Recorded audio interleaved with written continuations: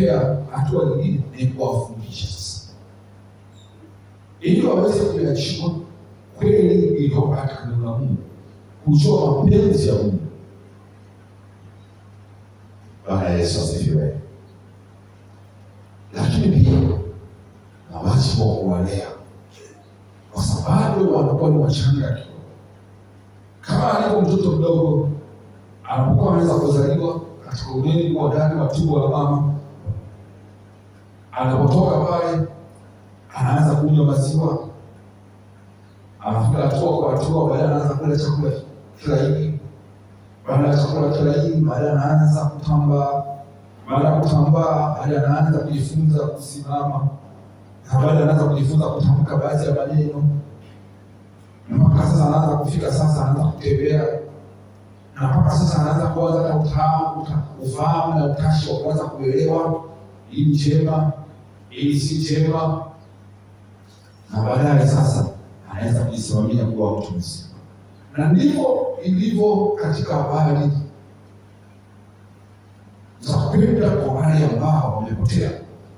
Wanapompokea Yohana Yesu kwa Bwana Mwokozi kwa mara ya kwanza, wanakuwa bado ni watoto wachanga, wanapitia mchakato ule kama ulivyo mchakato wa kuzaliwa, kwa sababu wanakwenda katika kuwa kiumbe kipya, inachukua ni mchakato. Msingi tutakaoweka kwa neno la Mungu juu ya kuwalea kuwafuatilia ndio utakaoamua wale wanafunzi wana namna gani. Bwana Yesu asifiwe sana. Lakini pia ni kuwaingiza katika maisha ya wanafunzi na ushirika kanisa. Pale mtu atakapokuwa sasa ameanza kukua kuelewa neno la Mungu, lengo sasa ni kuwaingiza katika ushirika ya kuwa wanafunzi. Wote hapa sisi ni wanafunzi wa Yesu. Hakuna leo chini. Tutahitimu tu pale ambapo tutapokea taji baada ya kumaliza maisha haya. Bwana Yesu asifiwe sana. Lakini tukiwa bado duniani, sisi bado ni wanafunzi. Katika Marko 16 au mstari wa 15, neno la Mungu linasema, akawaambia, enendeni ulimwenguni mote mkaihubiri Injili kwa kila kiumbe. Enendeni ulimwenguni mote mkaihubiri Injili kwa kila kiumbe. Sasa ukiangalia mstari wa Marko 16:15, Yesu mwenyewe ambaye ndio mwanzilishi wa imani yetu anatoa agizo, analiachia kanisa, anakuachia wewe, anaachia mimi na wote watakaompokea. Enendeni ulimwenguni mote mkaihubiri Injili kwa kila kiumbe. Tunaona mambo mawili hapa. Tunaona kwamba tuenende au matatu, tuenende ulimwenguni mote. Alafu ni jambo lingine tunaona kwa kila kiumbe. Kwa hiyo kumbe Injili ya Yesu katika kuwaendea aliwalenga watu wa taifa fulani, wa kabila fulani, wa hali fulani. Anasema ulimwenguni mote, na kwa kila kiumbe. Hajamaanisha waendee wa Kristo peke yake. Bwana Yesu asifiwe. Hakumaanisha waendee watu wa aina fulani. Amesema waendee kwa kila kiumbe. Adamu, wewe ni kiumbe mwenye pumzi ya Mungu. Anasema huyo mtu ni hali yetu. Hatukuambiwa twende kwa wanyama, tuwahubiri wanyama. Tumeambiwa twende ulimwenguni mote na tukahubiri habari njema kwa kila kiumbe.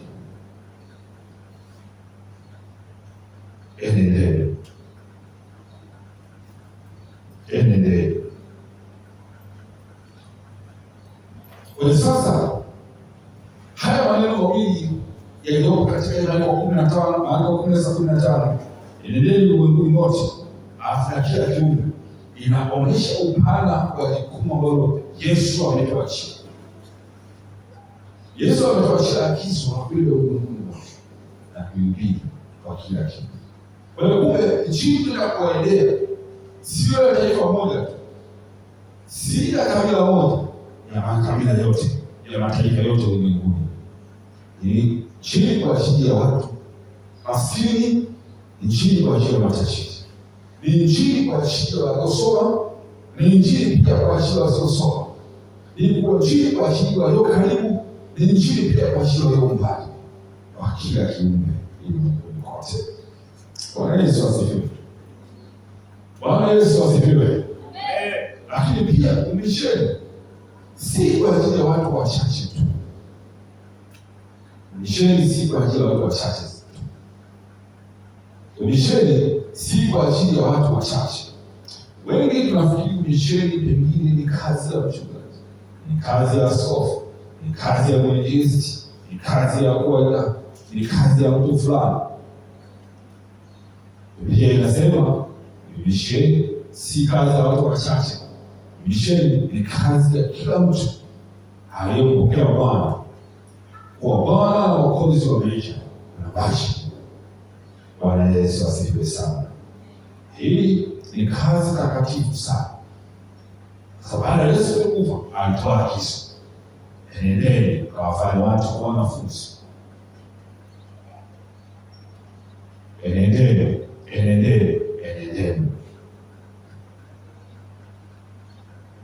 Kwa hiyo tunaoachi Mungu tunaweza tukashiriki kwa nia nchini ya kwenda kuendea. Kila mtu Mungu ameachia kipawa tofauti katika kuhubiri neno la Mungu. Wapo mwingine amewapa neema, wanaweza kuhubiri katikati ya mikutano.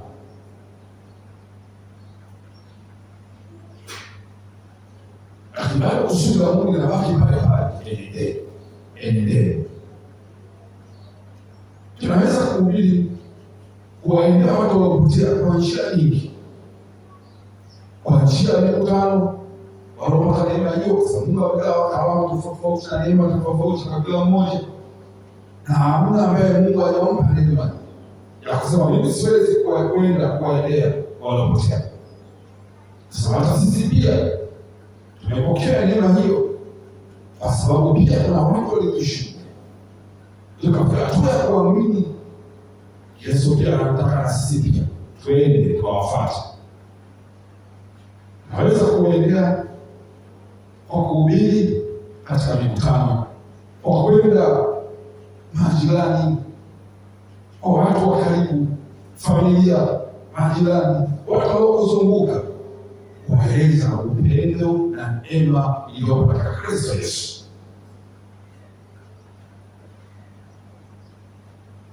Yesu anataka Injili ifikiwe ulimwenguni wote kwa kila kiumbe. Asiwepo kusema sikulisikia neno. Mungu ni Mungu wa haki, anapohukumu ahukumu kwa haki. Bwana Yesu asifiwe sana. Bwana Yesu asifiwe sana.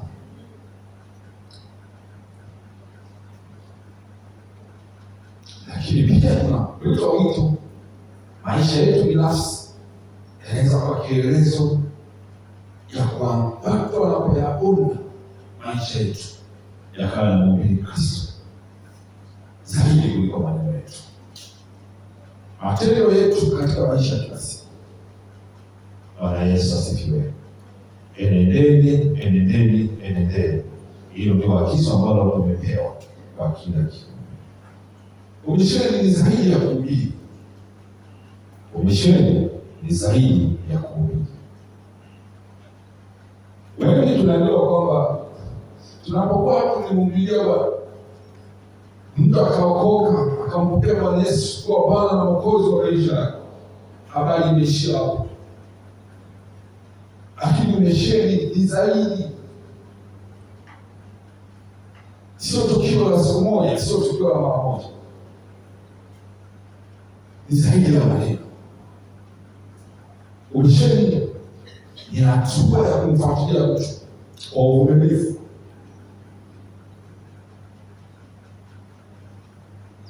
kwa kumwombea mpaka pale na yeye atakapofika hatua ya ukomavu wa kiroho wa kuweza kusimama. Ndiko sasa hiyo hatua ya umisheni inakuwa imefikia lengo Umisheni sio kazi ya kuongeza wasikilizaji wa Injili walio wengi. Kuna idadi kubwa waliokoka, lakini sio wanafunzi wa Yesu. Umisheni ni mchakato wa kuhakikisha kwamba wanakuwa wanafunzi wa Yesu. Kila mmoja wetu hapo tutaulizwa kwa sababu hako watu ambao ameweka ndani yetu tuwezi kuwahubiria, kuweza kuwaendea, lakini hatujaweza kuishi kama Kristo mwenyewe asiyeishi Baba. Tumepata wapi wokovu? Utuona anasema katika ile Yohana 20 ambao tumesoma pale 20:21 anasema, basi Yesu akamwambia tena, nani wewe kweli, kama vile Baba alivyonituma mimi nami nawapeleka. Yesu akakataa. Alipotuma na Baba akaenda. Na sisi anatutuma, endeni. Na ndio maana tunaona hatua ya kwanza baada ya kuwa wanafunzi wa Yesu, huo jazo Roho Mtakatifu. Hata na wale wengine waliompokea baada ya hapo walianza kuenenda, wakaenenda. Katika kuenenda sasa ndiko tunapoanza kuona hata utendaji kazi wa karama za Roho Mtakatifu zinaanza kufanya. Bwana Yesu asifiwe. Asiji tukiwa tumekaa, tunakuja tukiwa tunaitikia wito wa kuenenda. Enendeni. Kwa hiyo misheni ni zaidi ya kumhubiria pale kuokoka. Pale tu pale anapopokea kazi ya kumshuhudia. Wewe unapozungumza, unapokwenda kuzungumza pale, Roho Mtakatifu anakuwa anafanya kazi pamoja na wewe. Roho Mtakatifu anafanya kazi ya kuweza kuongea na ule mtu, kumshawishi. Njoo kwa Yesu. Geuka, njoo kwa Yesu. Roho Mtakatifu anapokuwa amekamilisha hiyo kazi ya kumvuta kwa Yesu, sisi pia tuna wajibu wa kuhakikisha ule mtu tunamfuatilia. Na baada ya kuwa ameokoka, kuna huduma nyingine za kiroho. Huduma ya kubatizwa. Nafikia tu yule mtu kwa sababu kubatizwa ni ishara ya ukiri hadharani kwamba yeye amesalimisha kwa Yesu. Na baada ya hapo kuendelea kumfundisha kwa uvumilivu. Bwana Yesu asifiwe sana. Bwana Yesu asifiwe. Amen. Soma katika Mathayo 28 na mstari wa 19. Mstari wa 19 mpaka wa 20 anasema hivi: basi enendeni mkawafanye mataifa yote kuwa wanafunzi, mkiwabatiza kwa jina la Baba na la Mwana na Roho Mtakatifu, na kuwafundisha kuyashika yote niliyowaamuru mjini. Kwa hiyo sasa unaona hapo misheni. Maneno tena Yesu anaendelea kuyazungumza. Unaonyesha kabisa kwamba kwa misheni mchakato. Kisha Biblia lazima pia tuweze kuwabatiza. Batizo ni ishara ya ukiri wao ni imani ya Yesu. Bwana Yesu asifiwe. Bwana Yesu asifiwe. Sasa kila mmoja tunaoalika kuenenda kuweza kuwatafuta waliopotea. Lazima watafutwe, hawapatikani kirahisi. Bwana Yesu asifiwe sana. Bwana Yesu asifiwe. Kumbuka somo hili kwa ambao mshika lina vipengele kadhaa ambao tutakwenda kuviangalia huko mbeleni.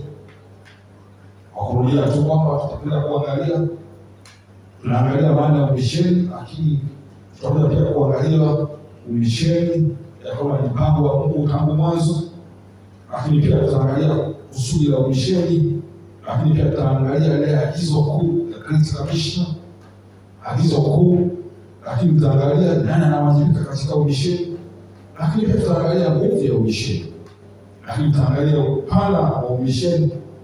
Tutaangalia pia Yesu Kristo kama mfano wa misheni, lakini tutajifunza kutoka kwenye kanisa la kwanza namna ambavyo kufanya misheni wao ulikuwaje. lakini tunajifunza kupitia kanisa la kwanza. Kanisa la sasa tunapaswa kufanya nini? Bwana Yesu asifiwe. Katika umisheni tutaangalia pia sifa za umisheni.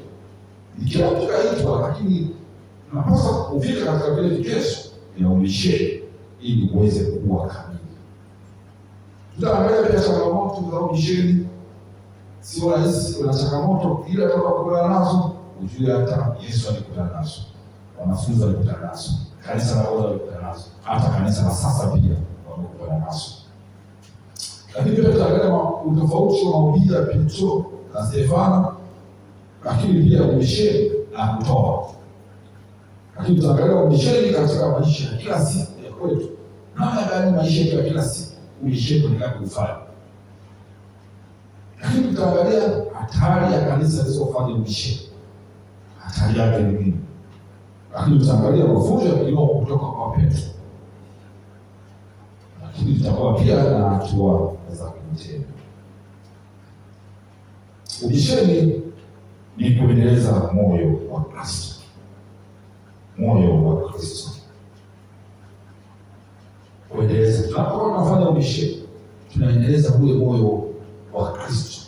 Tunaendeleza ule moyo wa Baba aliyomtoa Kristo duniani ili abadilike kuwa sadaka kwa ajili ya waliopotea. Lakini pia tunaendeleza ule moyo wa Kristo. Anakuwa ni Kristo anafanya umisheni kupitia sisi, kupitia wewe, kupitia mimi. Yesu Kristo alitulia tangu mwanzo. Hakuja duniani tu kwa ajili ya kuja kufanya muujiza, kuwaponya yule mama mwanamke aliyekuwa miaka 12. Kuwaponya watu mbalimbali. Hapana. Alikuja kutafuta waliopotea. Kwa sisi tusipofanya hivyo, ina maana kuna watu wataendelea kupotea. Na Yesu alikufa kwa ajili yao. Kuna watu tukiwaendea, kuna watu wataokolewa. Kuna watu watabadilika, kuna watu wanampata Yesu. Wale ambao watakuwa na moyo wa kumfuata, wataposikia neno na kuliamini. Biblia inasema aaminie na kubatizwa ataokoka. Sasa tusipowaendea wale watu hawezi kutoka, na tutakuwa tunaacha. Sasa Yesu ametuagiza. Bwana Yesu asifiwe sana. Leo umisheni ni kuendeleza moyo wa Kristo. Luka 10:10, kwa kuwa mwana wa Adamu alikuja kutafuta na kuokoa kilichopotea. Leo ndio mtaisha kusema kanisa lisofanya umisheni ni kanisa ambalo limepotea. Tayari limepotea.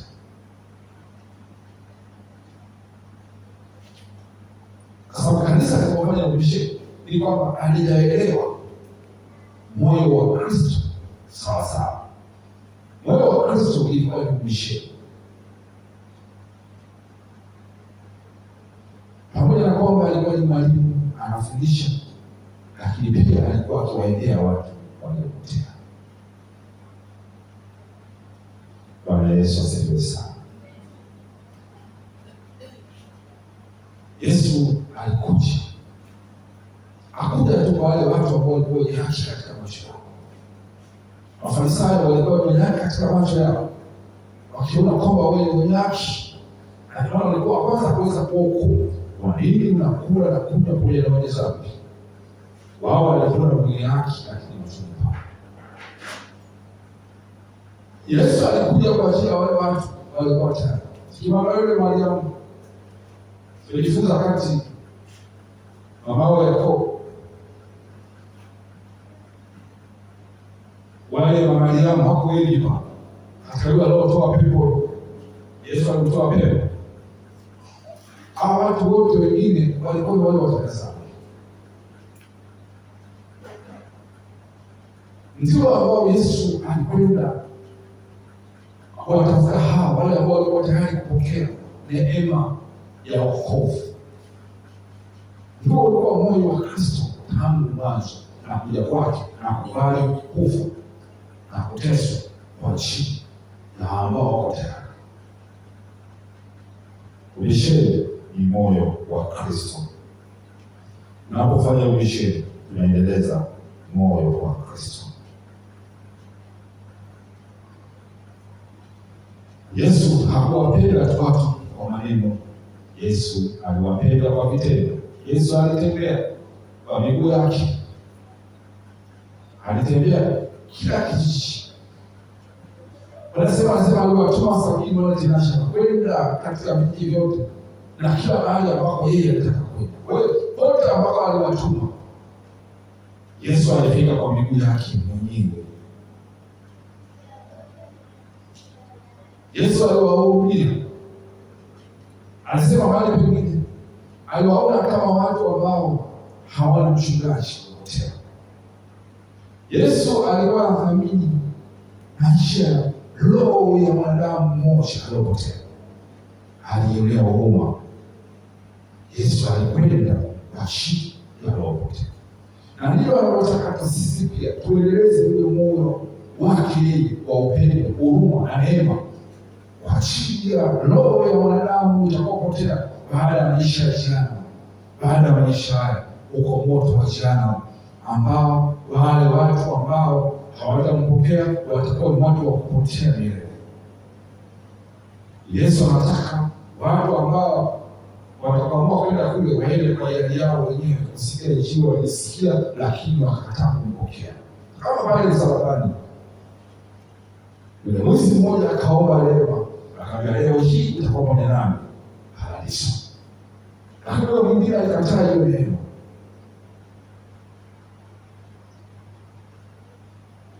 Yule Iskarioti alimkana Yesu, alienda akamuuza. Makosa yanafanana hata Petro ya kumkana, sasa sijui mtu huyo. Lakini Petro aliomba samaha, akapata rehema. Yule Iskarioti hakuomba msamaha. Kwa hiyo anataka twende ulimwenguni kwa kila kiumbe. Asiwepo kiumbe chochote ambacho mwanga roho hii ataenda kuhubiri nchi.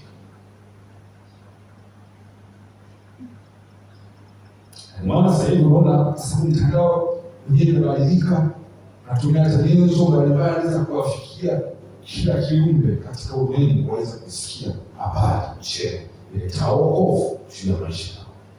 Hayo ni kazi yako, ni kazi ya kwangu, ni kazi ya kila mmoja. Bwana Yesu asifiwe sana. Leo ni siku tu kwa ajili ya kuweka msingi wa umisheni. Nini maana ya umisheni? Nini maana ya umisheni?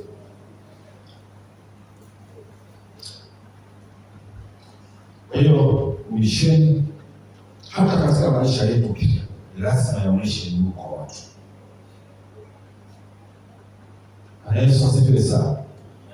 Atumhubiri Yesu huyu kwa maneno tu. Wengine tunaogopa kwenda kuhubiri shida sababu wengine wanajua maisha tu. Amua kugeuka, amua kubadilika na nenda kahubiri. Nenda.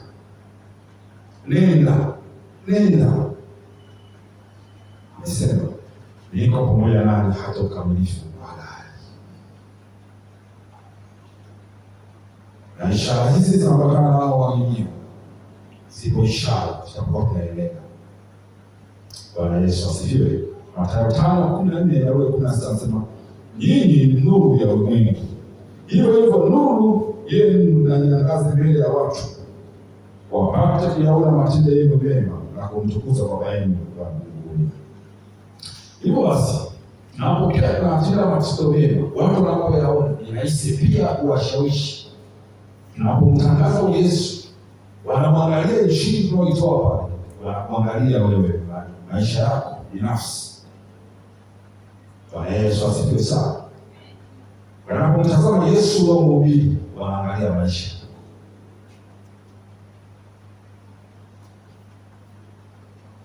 Yesu alipohubiri, walitazama maisha yake.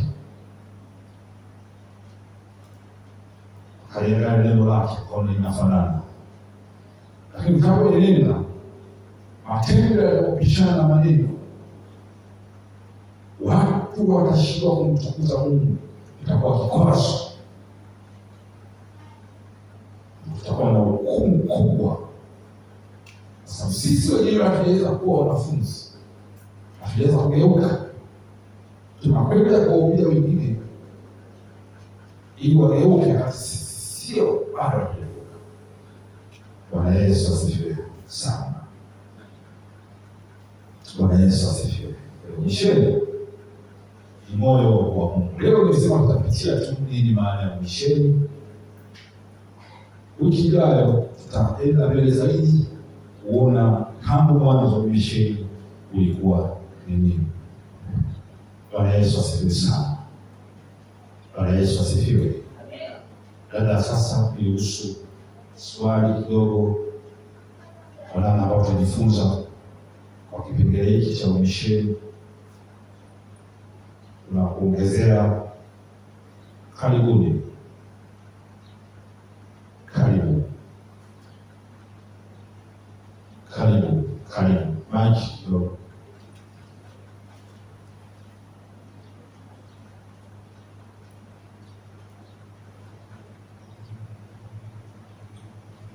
Amen. Bwana Yesu asifiwe. Amen.